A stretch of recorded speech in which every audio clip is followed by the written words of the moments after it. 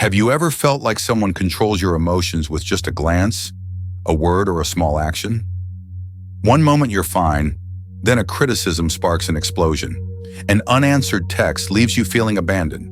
A careless remark plunges you into self-doubt and pain. You know you shouldn't overreact, yet you can't stop the impulsiveness, anger, or deep hurt. Then you blame yourself. Why am I so weak? Why do I let others sway my mood so easily? The truth is, you're not weak. You just haven't realized a crucial truth that can free you from emotional dependence forever. No one can truly hurt you unless you allow it. No one can trigger you if you've healed your inner wounds. And most importantly, no one can manipulate you if you've mastered your own reactions. What we call a trigger, being provoked by someone's actions, words, or attitude, is a signal. It says nothing about them, but everything about you. It points to unhealed wounds, buried memories, fragile parts still trembling within. You don't need to avoid these triggers or change the world to avoid pain. All you need is to see the truth and begin your journey to inner freedom. In today's video, I'll guide you through a profound journey of 8 core insights to master your reactions, liberate your inner self, and build unshakable emotional resilience. Each section is a door to step out of the victim role and into the driver's seat of your life. This isn't shallow theory. It's the essence of psychology, Stoic philosophy, and real-life experiences of those who've risen from the depths of suffering with hearts forged like steel. Watch each part closely, because even one insight can transform you. You'll no longer be swayed by toxic words, negative attitudes, or judgmental looks. You'll become someone who smiles through storms, holding peace amid chaos. If you're ready for this powerful awakening, I invite you to begin. Don't forget to subscribe if you want to continue this journey of mastering your inner world, building emotional discipline, and living with unshakable resilience. Now let's dive into the first section. Number 1, triggers are mirrors of the past. Here's a truth most avoid, but one that shapes your life's quality. What triggers you isn't rooted in the present. The intense emotions sparked by someone's rejection, indifference, criticism, or actions aren't just about what they did. They're echoes of a buried memory, a wound you've long suppressed. Triggers aren't enemies. They're mirrors, reflecting exactly what remains unhealed within you. When you see them not as threats, but as invitations to heal, you begin to reclaim control over your life. Recall the last time you felt offended. Maybe it was a seemingly harmless comment. "You're not good enough for this." Instantly, your heart stung, your face flushed, your mind roared. But why does one sentence hurt so much? The reason isn't the words, it's that they echo a past moment, perhaps from childhood, when you were compared, rejected, or worked hard without recognition. That comment today doesn't just resonate now. It revives old echoes, touching an unhealed wound.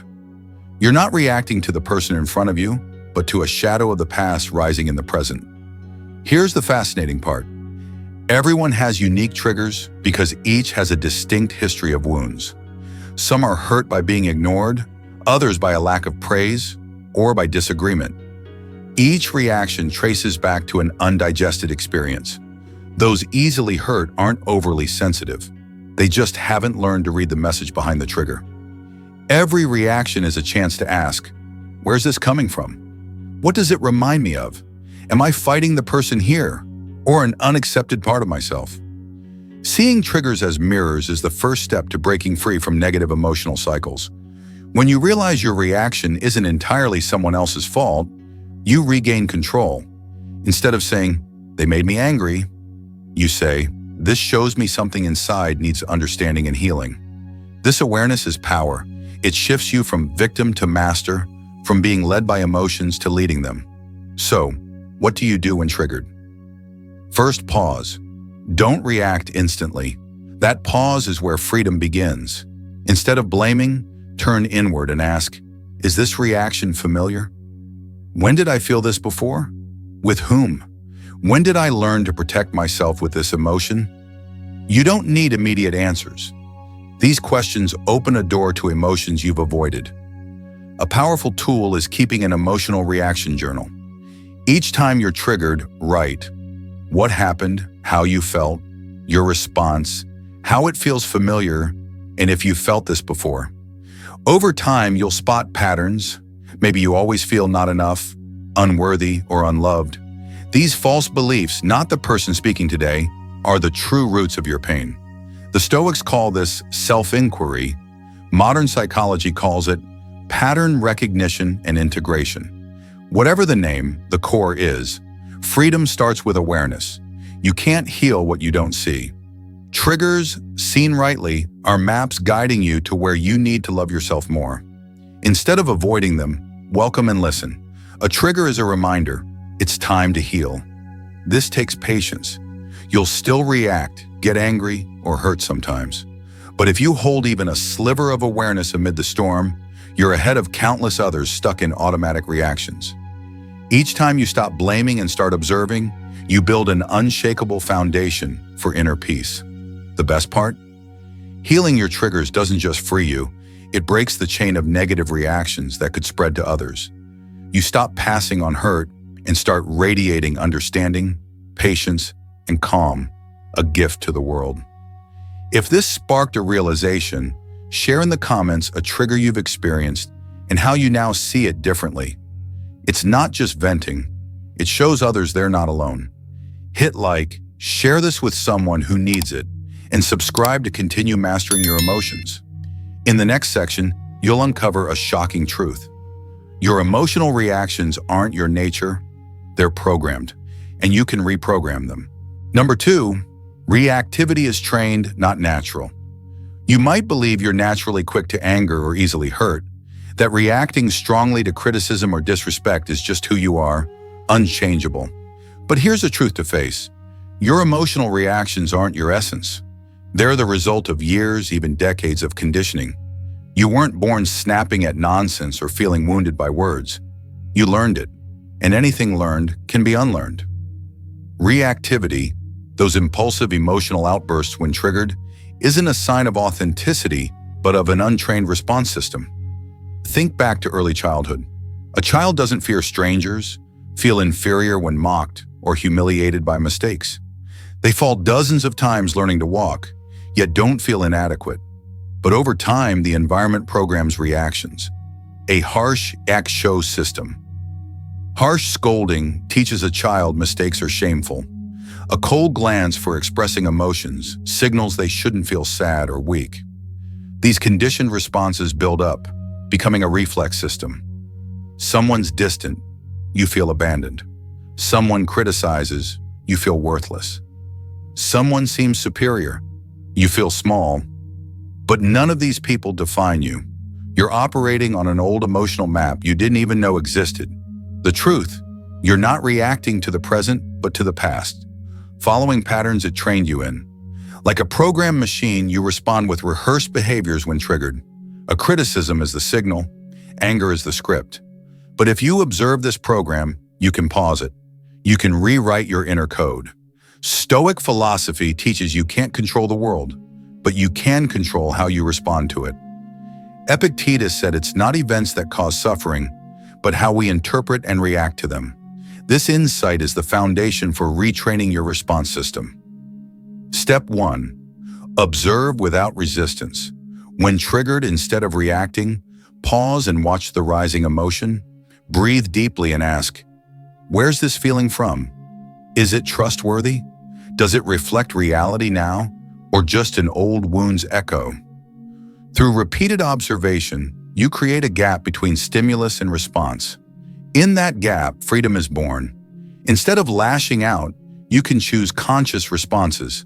Silence over arguing, a smile over defensiveness, retreat over retaliation. That's not weakness, but true inner strength. The strong don't react fastest. They stay steady in the emotional storm, acting from values, not wounds. Neuroscience backs this with neuroplasticity. Your brain can form new pathways. Emotional reaction habits aren't fate. They're well-worn paths from repetition. Choose new responses, even small ones, consistently, and your brain builds new roads. You can retrain yourself to respond mindfully instead of impulsively. No grand overhaul needed, just small moments. choosing silence when attacked, breathing instead of snapping back, seeing the other as a hurting human, not an enemy. It's not easy.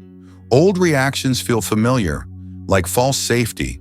Anger might briefly feel powerful. Silent hostility might feel like punishment. But these pull you from true peace. Choosing gentler, wiser, calmer responses may initially feel like losing part of yourself. In reality, you're shedding outdated armor, moving closer to your true, free, wise self. Maturity comes from controlling yourself, not others. No one is worth sacrificing your inner peace. No word, action, or person has power over your emotions unless you give it to them. If you've given that power away before, today's the day to take it back. Start now. Pick a recent negative reaction. Rewrite the story, imagining yourself as someone new. Someone who observes, not reacts. Write what you do, say, think differently. Repeat this daily. Change isn't just insight, it's repeated action. If this stirred something powerful in you, show it by liking the video, sharing it with someone who needs it, and subscribing to keep receiving content to awaken, strengthen, and shield you from emotional manipulation. In the next section, you'll learn to use reframing as a superpower to turn insults into growth opportunities. Don't miss it. True strength is near. Number 3, the pause is your superpower. You possess a powerful weapon, rarely used, that can transform how you live, react, and exist in this turbulent world.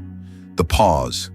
Not avoidance or cold silence, but a brief, intentional moment where you stop, breathe, and give yourself space to respond not from instinct, but from wisdom. When tensions rise or emotions surge like a storm, the pause is the line between being controlled and being in control. In every moment you've been hurt, angered, or said words you later regretted, there was a fleeting but critical instant. The moment just before you reacted. That moment is gold. It's where you decide to follow old patterns or break free from familiar emotional orbits. Often it passes too quickly to notice. That's why you feel you can't control your emotions. Not because you're weak, but because you haven't trained the skill of seizing that moment, the pause. The Stoics understood this power. Marcus Aurelius wrote that between stimulus and response lies a choice, and in that choice is freedom. When insulted, you're not obligated to retort. When interrupted, you don't have to snap. When a loved one disappoints, you don't need to withdraw or fight back. You can pause. In that pause, you access your emotions with understanding, not instinct. To practice this, first learn to spot your body signals. Emotions aren't just thoughts. They show up physically: racing heart, clenched fists, heavy chest, trembling voice. When you notice these, treat them as an alert bell to activate your pause. Inhale deeply for 4 seconds, hold for 4, exhale slowly for 4. This simple act anchors you in the present, pulling you from the emotional current, dragging you like a rudderless boat.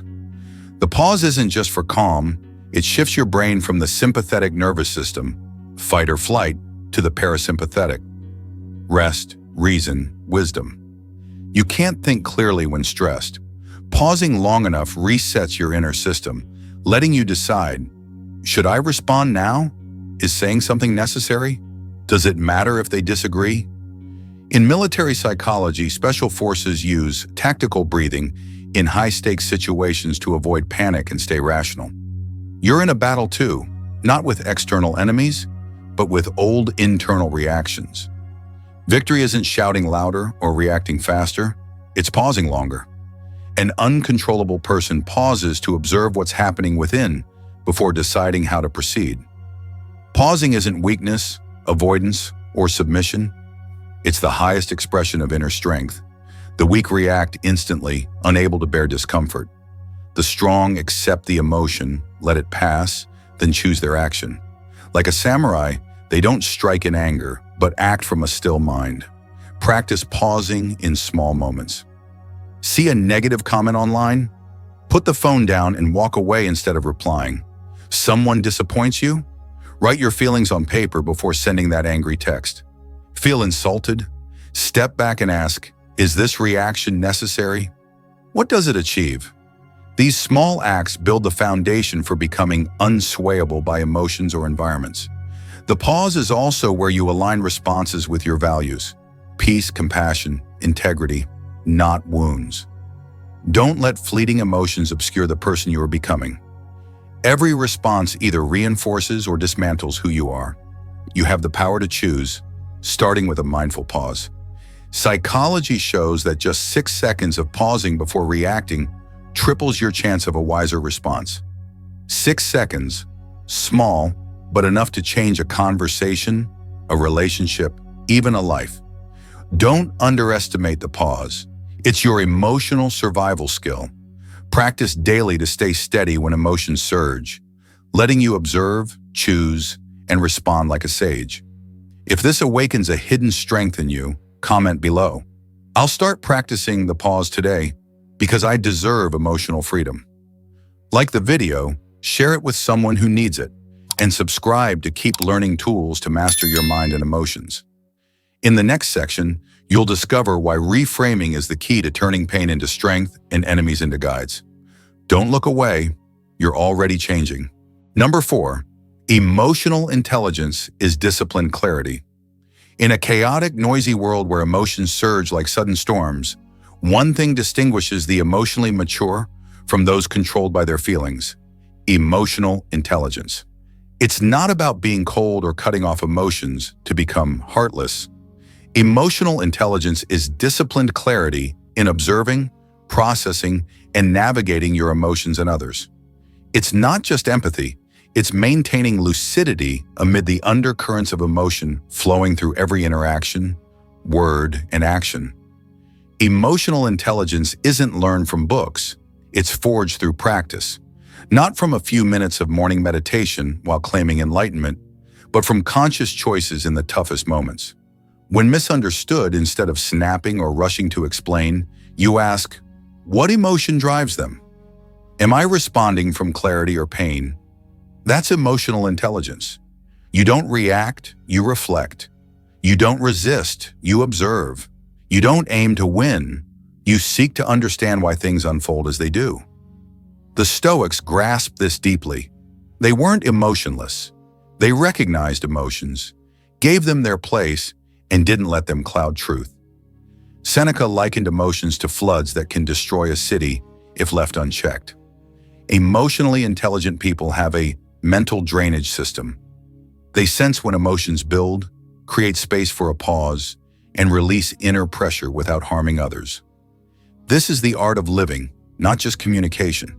You see emotional intelligence in how someone speaks.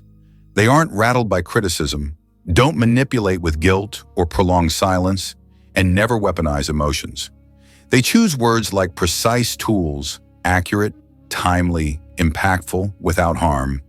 They listen to understand, not to argue. Their steady presence makes others feel safe, even with few words. You can cultivate emotional intelligence with one principle: ask questions instead of assuming. When someone acts oddly, don't assume they hate you. Ask, are they tired? Struggling internally? When irritated, don't label someone the hurter. Ask, what do I need that's unmet? Am I craving recognition or to be seen? These questions open inner space, shifting you from reacting to observing actively. Discipline and emotional intelligence isn't always controlling emotions. It's handling them with care. When sad, feel it without fleeing. When angry, write it out instead of lashing out.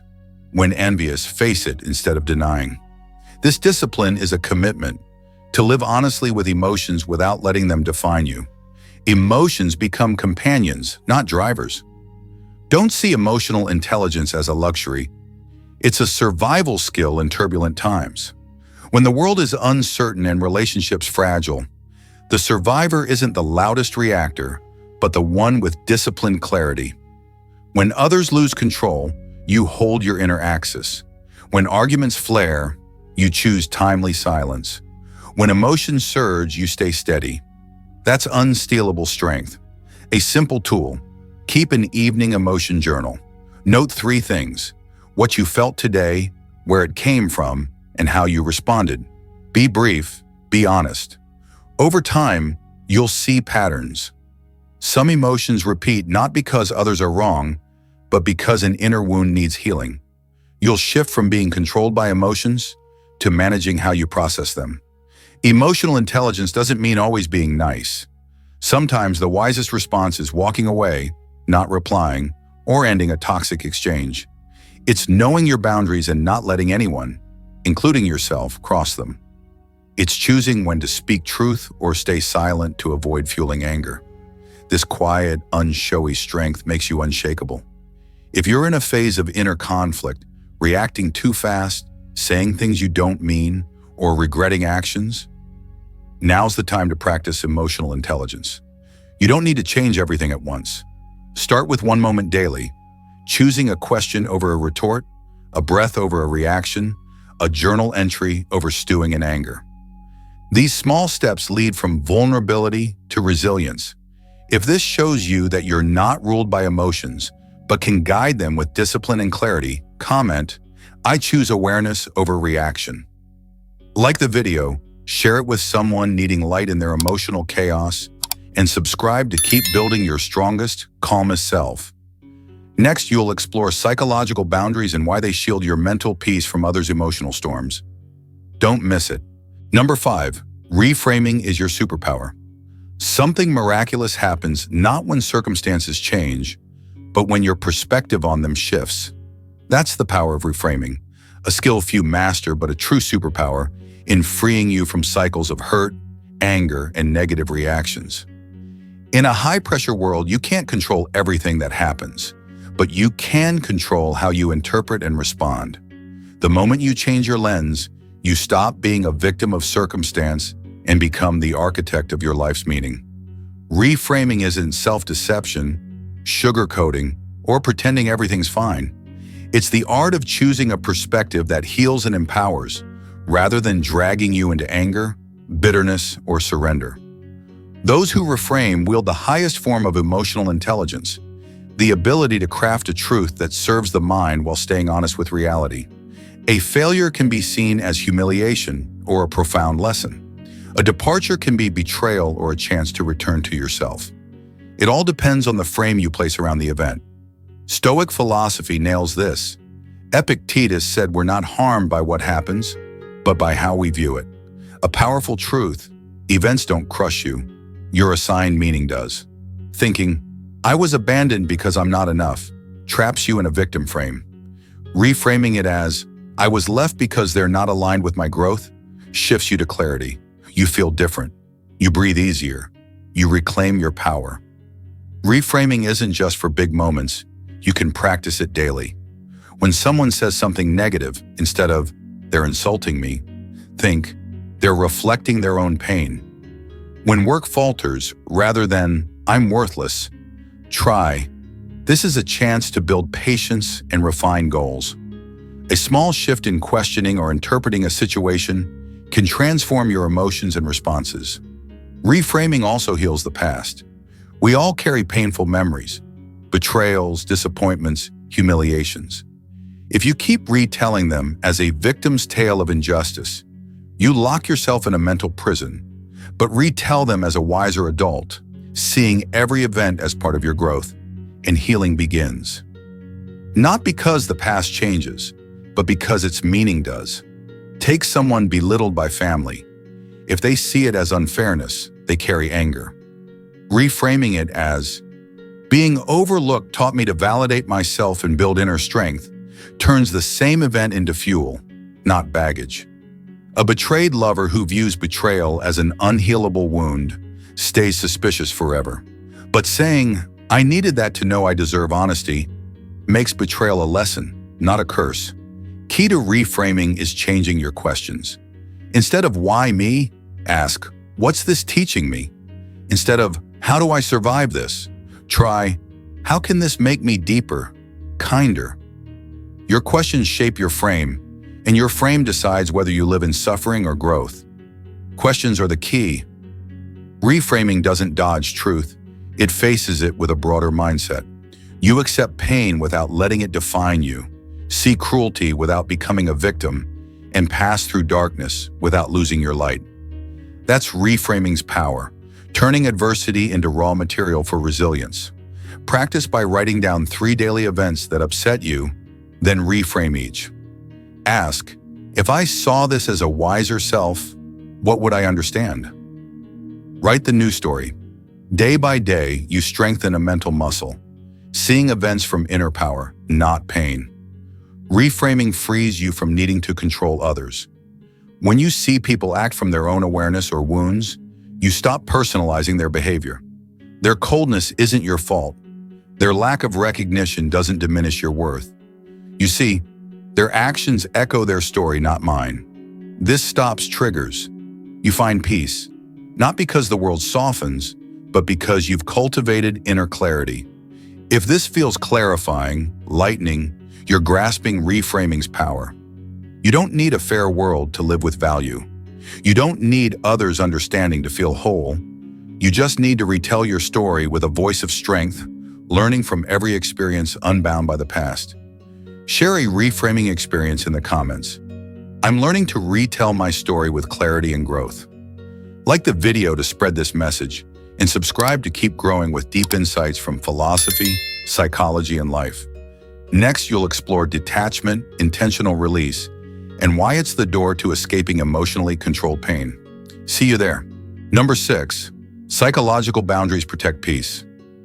The deepest, longest-lasting pain often comes not from what others do to us, but from our failure to set clear boundaries in our mind and emotions.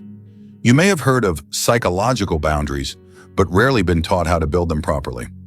Contrary to common misconceptions, boundaries aren't about distance, coldness, or selfishness. They're the fence safeguarding your inner peace, the prerequisite for living a self-mastered, resilient life, free from emotional manipulation. Psychological boundaries define what you allow into your inner world. They're not walls of isolation, but intentional filters, where you consciously decide who can touch your heart, influence your emotions, or must be kept at a distance. Without boundaries, you drift in others' emotions, get pulled into their drama, and lose yourself trying to please everyone.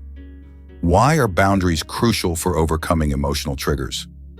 Because most triggers stem not from the situation itself, but from a lack of healthy defenses. Others don't need to change for you to find peace. You need to change how you let them enter your inner world. A judgment, a dismissive attitude, or indifference can shake you only if you place your emotions in their hands. Boundaries let you keep the key to your inner self and refuse to hand it over. Marcus Aurelius said that if you're pained by external things, you're giving them power to hurt you. Without boundaries, you live in reaction, swayed by what others say, think, or do. With clear boundaries, you live in reflection, seeing your emotions as signals to look inward, not to attack or blame others. You learn to observe without reacting, protect without defending, love without sacrificing yourself. Setting boundaries requires consistency and can feel vulnerable at first. You may be used to letting others decide for you or enduring to keep the peace. But peace built on a lack of respect is just a facade for trampling. Boundaries teach you that not everyone deserves access to you. Not all warrant your energy. You don't have to react to everything, explain every choice, or prove your worth to those who don't care to understand. To set boundaries, identify situations that repeatedly trigger you. Is it when someone imposes their views, makes hurtful jokes, controls or belittles you? Each is a cue for a new limit. Start by telling yourself, I don't need to respond instantly. I can stay silent. I can choose a safe distance. These simple affirmations are the first bricks in your wall of inner peace. Interestingly, when you set clear boundaries, some people may feel uneasy. They're used to a boundaryless you, easily swayed or manipulated. Their discomfort isn't a reason to revert to pleasing them. It's proof you're gaining sovereignty. Boundaries aren't about offending others, but about keeping your heart intact. Modern psychology calls this emotional containment, holding your emotions without spilling onto others or letting theirs flood you. With strong boundaries, you can stay present in tense conversations without being swept away. You can hear criticism without letting it define your worth. You can say no to what doesn't align with you without apologizing for prioritizing yourself. This is emotional maturity, keeping your peace as sacred ground, untouchable without your consent. Boundaries also conserve mental energy. You don't have to rescue others from their emotions or take responsibility for their pain. Recognizing what's mine versus theirs frees you from carrying the world's feelings. This ends exhaustion and the obsession with being liked. Boundaries reflect self-respect. Those who know who they are don't let others define them. Those who value silence don't let external noise derail them. Those who love themselves deeply don't allow chaos into their mental space. They're not cold. They have limits. They're not closed. They have doors and choose when to open them. Building boundaries is ongoing. You don't need perfection, just small steps. Stop replying to texts instantly. Stop apologizing for saying no. Stop over-explaining to those who don't listen. Each time you choose peace over pleasing, you strengthen your inner fence. Each time you say, "That's not okay for me," instead of enduring, you protect your mental health.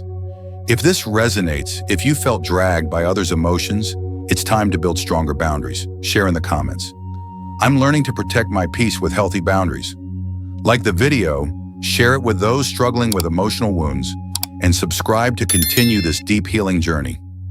Next, we'll explore detachment, intentional release, and why it's not coldness but the deepest compassion you can offer yourself. See you there. Number 7, detachment reclaims energy. Here's a truth few dare face. You're not exhausted from doing too much, but from clinging to what isn't yours. Every negative emotion, tangled thought, and invisible fatigue traces back to one thing: attachment. This clinging drains your life force bit by bit until you lose sight of who you are versus what you're holding on to. That's why detachment, intentional release, is not just a vital life skill, but a profound spiritual path to reclaim your emotional and energetic sovereignty. Detachment isn't indifference or apathy. It's a highly aware, compassionate state.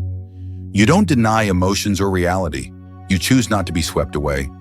You can love without controlling, care without grasping, engage without possessing. Detachment doesn't weaken you. It strengthens you by freeing you from dependence on external outcomes or reactions to define your worth. Many fear that not caring makes them cold, but you still care. You just stop sacrificing yourself for expired relationships, situations, or expectations. You stop caging yourself in others' hearts. You stop seeking approval as your lifeline. Detachment reminds you that you can stand in a storm without letting it soak your soul, staying calm amid chaos like a compass's steady needle. Unchecked attachment breeds suffering. You cling to being understood, to your image in others' eyes, to winning arguments, to being loved as you expect, to outcomes matching your plans. When these fail, you hurt, feel disappointed, and spiral out of control. But ask, do these things truly belong to you? Or are you carrying burdens, mistaking caretaking for ownership? With detachment, you grasp the value of inner release. It's not retreat, but refusing to merge with what's happening. Someone criticizes you. Instead of thinking, "I'm insulted," you observe your reaction and ask, "Why does this affect me? Is this a present feeling or an old wound?" You pause, observe, choose. That's ultimate freedom. You're no longer a victim of emotions, but their conductor. A clear benefit of detachment is reclaiming scattered energy. Think of how tiring it is to control others, worry about outcomes, or loop negative thoughts. These are energy leaks in your mind. You lose focus, creativity, peace, just from clinging to what you can't control. But when you let go, you don't lose, you recover. You're not cold, you're wise. You're not giving up, you're choosing. You're returning to your wholeness. The Stoics called this apatheia. Not apathy, but freedom from being swayed by what's beyond your control. Marcus Aurelius wrote, "You're not disturbed by things, but by your judgment of them. And you can change that judgment." This is detachment's core. You don't need circumstances to change for peace, just your perspective. This shift comes only when you're aware enough to detach from instinctive reactions, refusing to identify with what isn't you. A simple technique to practice detachment. When emotions arise, ask, "Is this worth my energy?" Or, "Am I trying to control something I don't need to?" Asking creates distance, and in that space, you choose response over reflex, reclaiming personal power. Detachment also teaches mature love. You love without fear of loss, without needing reciprocation. You love because you are love, not because others complete you. You give without depending on outcomes. When someone leaves, you don't shatter. You never place your existence in their hands. Freedom in love comes from trust. What's yours stays. What isn't clears space for better. In today's world, swayed by social media, societal expectations, and fear of being left behind, detachment is revolutionary. You don't need to reply to every message instantly, prove your worth, or always be right. You can choose silence, retreat, or not engaging in unworthy battles. That's strength, not weakness. True power isn't winning every argument, but knowing which ones don't need you. If you've felt drained from caring too much, you're not weak. You're holding too tightly. It's time to learn to let go, not to lose, but to return to yourself. Share in the comments if you're practicing detachment. I choose peace over clinging. Like the video, share it with loved ones needing this, and subscribe to continue building a resilient, profound inner life. Next, we'll explore silence, intentional stillness, the companion of the strongest. In a noisy world, true control comes from knowing when to be silent and letting silence become strength. See you there. Number 8, silence is strategic power. Silence is often mistaken for weakness, retreat, or having nothing to say. But for those who master their emotions and mind, silence is not the absence of words. It's the presence of inner power. In a world where people clamor to speak and be noticed, those who choose silence at the right moment hold the reins of the game. Intentional silence is not just a sign of wisdom, but a strategic tool to protect energy, see situations clearly, and respond from strength, not victimhood. The Stoic Epictetus said, "We have 2 ears and 1 mouth so that we can listen twice as much as we speak." The less you say, the more you hear. The more you hear, the deeper you understand. In that understanding, you know when to speak and when to wield silence as an invisible shield, guarding your inner peace from negative noise. Silence is the foundation of calm, and calm is the highest expression of strength. When insulted, silence isn't surrender, it's strategic self-control. You don't let others steer your emotions. You don't snap back instinctively. Instead, you step back, observe, and assess the person and situation. This keeps you grounded and makes others wary. Silent people are unpredictable, and the unpredictable command respect. You don't need to shout to prove yourself. Your silence declares you're not easily drawn into others' games. Silence is also the best space to hear yourself. In noise, we lose our soul's voice. People say they don't know what they want or need, but they've never truly listened. Caught in meaningless chatter, gossip, or social media overload, they leave no room for inner reflection. Only by stepping into silence do you hear your intuition, the wisdom always within you. That voice whispers, never shouts, so without silence, you'll miss it. Silence heals relationships. In an argument, the next word could be the bullet that kills the last thread of connection. Choosing silence, pausing to avoid irreversible words, protects both the other person and your heart. Silence transforms emotions instead of unloading them. By staying silent at the right time, you choose love and peace over an angry, ego-driven win. Maturity isn't winning every argument. It's knowing when not to argue. In work and social settings, silence is strategic. Talkative people reveal much. Silent ones control information. By not rushing to express, you gain time to understand others. By not spilling every thought, you hold the advantage. Marcus Aurelius wrote, "The more we value things outside our control, the less control we have." Silence detaches you from needing to control your image in others' eyes. You don't over-explain or prove you're right. You live your values and let actions speak. True silence isn't passivity, it's a higher response. When insulted, your silence lets others hear their own shallowness. When something's off, pausing reveals the situation's true nature. When misunderstood, silence lets time answer instead of futile arguing. Each time you choose silence over impulsiveness, you build unstealable inner strength. To make silence strategic, not avoidant, practice discerning your motives. Are you silent from clarity or fear? To avoid chaos or from lack of confidence? Knowing why makes silence a fortress between your mind and external turmoil, letting you respond from calm strength, not reaction. Silence frees you from pointless debates. You don't need an opinion on everything or a response to every contrary view. When you value inner peace, you see most arguments aren't about truth, but ego defense. Instead of swinging a sword, you walk away silently and win through tranquility. To practice silence's power, start small. Don't reply instantly when provoked. Don't interrupt. Don't fill awkward pauses. Try 5 minutes of morning silence. No phone, no noise, just you. In those moments, you'll see yourself, others, and life's flow without constant interference. That's profoundly liberating. Strategic silence isn't retreat, it's a deeper step into your power. You don't need others' understanding or to voice every thought.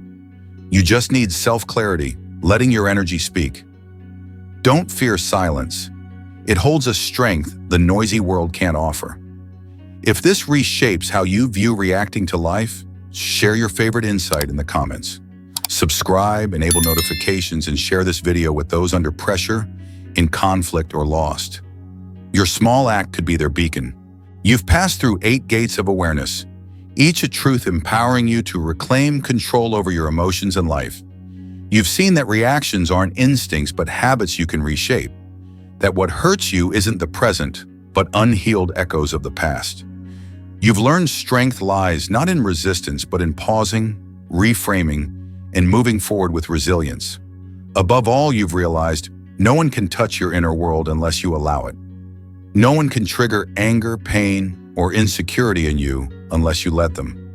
Stoic philosophy doesn't promise an easy life or immunity from hurt, but it equips you with tools to stop being a victim of circumstance. By understanding your emotions, you can break cycles of suffering. By mastering your reactions, you reclaim the deepest freedom, inner freedom. That's untouchable. The world may be chaotic, people may shift, but with a steady mind, external blows won't easily shake you. Now pause and ask, will I let others control my reactions, or will I master my inner world?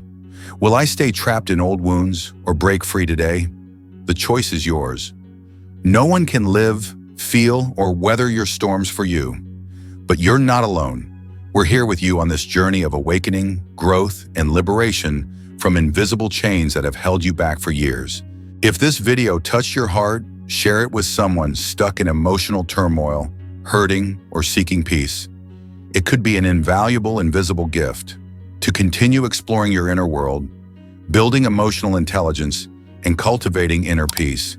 Subscribe, enable notifications, and comment below with the deepest insight you gained today. You're not just watching a video, you're starting a transformation. We'll be here to walk with you.